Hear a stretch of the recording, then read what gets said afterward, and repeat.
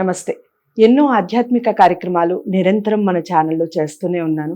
ఈరోజు ఒక ముఖ్యమైన వ్యక్తిని, కొన్ని ఆధ్యాత్మికమైనటువంటి క్వశ్చన్స్, అలాగే మనకి ఎన్నో విషయాల మీద కొన్ని డౌట్స్ ఉంటూ ఉంటాయి. ఇది నిజమేనా? ఇది ఇంతవరకు నిజం? ఈ విషయంలో ఇంత వాస్తవం దాగి ఉందా? ఇలాంటివన్నీ మనకి డౌట్స్ ఉంటాయి. ఒక ముఖ్యమైన వ్యక్తిని లేదా ఆధ్యాత్మికంగా సేవల్ని అందించే వ్యక్తుల్ని కలిసినప్పుడే ఆ యొక్క ప్రశ్నలకి సమాధానాలు దొరుకుతాయి. అలాంటి కార్యక్రమం ఇది ధర్మ సందేహాల ద్వారా. ఈరోజు శ్రీశైలం పీఠాధిపతి శ్రీ అశోకానంద భారతి గారిని కలవబోతున్నాను, మాట్లాడబోతున్నాను. మీ అందరికీ కూడా చాలా చక్కటి ప్రశ్నలతో ఆయన సమాధానాలు చెప్తారు. వీడియోని ఎక్కడా కూడా స్కిప్ చేయకుండా చూడండి. నమస్కారం.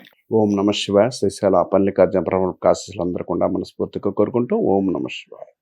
గురుగారు, చాలా వరకు ఈ మధ్య కాలంలో హస్త సాముద్రికం అని మాట వింటూ ఉన్నాం. రేఖలు అనేవి మన జీవితాన్ని నిజంగా మారిస్తే, అంటే రేఖలు నిజంగా బాగుంటే నిజంగా జీవితం అనేది చాలా బాగుంటుందా? చాలా అద్భుతాలు అనేవి జరిగిపోతాయా రేఖలు బాగుంటే? ఎలాంటి రేఖలు ఉండాలి అసలు మన చేతిలో? మంచి ప్రశ్న అండి. చేతి రేఖలు ఉంటే చాలా వరకు చాలా సిద్ధాంతాలు చాలా విషయాలు చెప్తుంటారు. రేఖలు ఉంటే జాతకం మారిద్దా లేదంటే 100% మారుతాయండి. ఎందుకంటే జ్యోతిష్ శాస్త్రంలో డేట్ ఆఫ్ బర్త్ టైం ఏం చెప్తుందో ఆ సముద్రకథ ఏం చెప్తుందో ఎక్కడా దీనికి డిఫరెంట్ లేదు. కంపల్సరీగా ఏంటంటే తెలియని వాళ్ళు ఏదైనా చెప్తారే అంటే ఇది తప్పు ఇది ఒప్పు అని. కానీ జ్యోతిష్ శాస్త్రంలో 100% రెండు కరెక్టే. కాబట్టి జ్యోతిష్ శాస్త్రంలో ఏం జరుగుతుందో ఆ సముద్రంలో అది చెప్తుంది. అసముద్రికం అనేది ఏంటంటే జీవితంలో జాతకం అనేది చాలా ఇంపార్టెంట్. అసముద్రికం ఏం చెప్తుందంటే నీ ఆరోగ్యం చెప్తుంది, నీ యొక్క ధనస్థానాన్ని చెప్తుంది. అంటే డబ్బు ఎలా సంపాదిస్తావు, ఏ విధంగా సంపాదిస్తావు, నీకు ఏ విధంగా డబ్బులు వచ్చే అవకాశం ఉంది, భార్యాభర్తల విషయంలో అనుకూలం వస్తుందా, భార్య నుంచి వస్తా, సంతానం నుంచి వస్తా, ఇది చెప్పగలిగిన సమర్థత శాస్త్రం అసముద్రిక శాస్త్రం. తర్వాత వృత్తిపర విషయాల్లో డెవలప్మెంట్ ఉందా లేదా, వృత్తిపరంగా సక్సెస్ ఉందా లేదా అది చెప్తుంది, సంతానం చెప్తుంది. తర్వాత భార్య ఎక్కడి నుంచి వస్తుంది, భార్య స్థానం నుంచి ఏ విధమైన స్థానం యొక్క ఫలితాల నుంచి వస్తుంది. ఇలాంటి విషయాలు చాలా వరకు మనం అసముద్రికంలో తెలుసుకోవచ్చు. అసముద్రికం అనేది తక్కువ అంచనా వేయడానికి వీల్లేదు. శాస్త్రం అనేది చాలా గొప్పది. శాస్త్రాన్ని అవగాహన చేసుకొని మాట్లాడగలిగినప్పుడు దాని యొక్క గొప్పతనం ఎక్కువగా ఉంటుంది. మనకు తెలియకపోతే దాని గురించి మనం మాట్లాడుతాం. ఎలా మాట్లాడతాం అంటే కరెక్టా కాదనేది కూడా కొంతమంది చాలామందిని చూస్తుంటాను చాలా వీడియోస్లో కూడా. ఇది తెలియదు, సబ్జెక్ట్ గురించి తెలియదు. సబ్జెక్ట్ తెలియనప్పుడు ఏం చేస్తా అంటే వాటి కింద ఏదో మాట్లాడుతుంటారు. అలా మాట్లాడకూడదు. శాస్త్రాన్ని నువ్వు పరిగణనలు తీసుకొని శాస్త్రాన్ని నీకు పర్ఫెక్ట్గా తెలిస్తే అవతల వ్యక్తితో డిస్కషన్ కూర్చుంటే అవతల వ్యక్తి కూడా మాట్లాడగలుగుతాడు. జ్యోతిష్ శాస్త్రంలో అసముద్రిక శాస్త్రం అనేది చాలా గొప్పదండి. అసముద్రిక శాస్త్రం చూసి ఏ సంవత్సరాలు ఏం జరగబోతుందో కూడా 100% చెప్పొచ్చు. ఎందుకంటే శాస్త్రంలో ఏంటంటే నీకు చేతిరేఖలు బట్టి ఏ సంవత్సరంలో ఏం జరుగుతుంది అనేది 100% చెప్పొచ్చు. అది చెప్పడానికి 100% ప్రూఫ్తో సహా చెప్పొచ్చు. ప్రూఫ్ ఎందుకు, ఏ రేఖ వల్ల అవుతుంది అనే ప్రూఫ్ కూడా మనకు ఇవ్వచ్చు.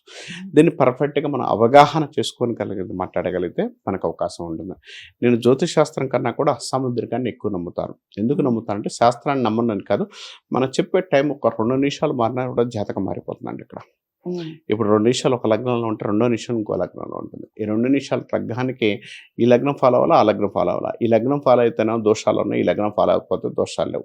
ఇప్పుడు ఏదో లగ్నం ఫాలో అవ్వాలి, అతనికి డిఫరెన్స్ ఉంటాయి. తర్వాత దీన్ని పట్టుకొని అతను పెళ్లి చేసుకుంటాడు. ఒక లగ్నాన్ని పట్టుకొని భార్యాభర్తలు కొట్టుకుంటారు. జాతకంలో ఎక్కడ భార్యాభర్తలు కొట్టుకునేది లేదు. ఇది మళ్ళీ తేడా ఎక్కడ వస్తుంది? లగ్నం బేసిక్. లగ్నం అనేది కరెక్ట్ అయితే తప్పకపోతే ఎవరు చెప్పలేము.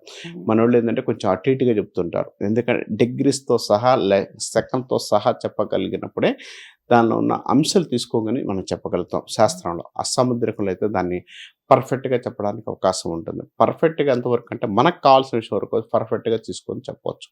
దాన్ని అవగాహన చేసుకుంటూ మనం ముందుకెళ్ళి చేసుకోగలిగితే జ్యోతిష్ శాస్త్రం కన్నా అసముద్రికం కూడా చాలా గొప్పగా, చాలా యోగంగా, చాలా ఉన్నతంగా ఉందని చెప్పుకోవచ్చు. కాబట్టి మనం ఇబ్బంది పడాల్సిన అవసరం లేదు. దాన్ని మనం ప్రయత్నం చేయొచ్చు. 100% రైట్. 100%. ఓకే. సో అదండి, హస్త సాముద్రికం అనేది ఉంది. సంవత్సరాలని బట్టి అసలు మనం ఏ స్థానంలో ఉండొచ్చు, ఎలా ఉండొచ్చు, మన జీవితం ఏ విధంగా ఉంటుంది అనేది క్లారిటీగా చెప్పొచ్చు. జ్యోతిష్యానికి ఎంతైతే వాల్యూ ఉందో, ఎంతైతే నమ్మడానికి వెసులుబాటు ఉందో, హస్త సాముద్రికానికి కూడా అంతే ఉంది అన్నట్టుగా గురువుగారు చెప్తున్నారు. ఖచ్చితంగా నేను ప్రూఫ్స్తో సహా చూపిస్తానంటున్నారు. ఏమైనా డౌట్స్ ఉంటే తప్పకుండా కామెంట్ బాక్స్లో తెలియచేయండి. ఈ వీడియోని అందరూ లైక్ చేసి షేర్ చేయండి.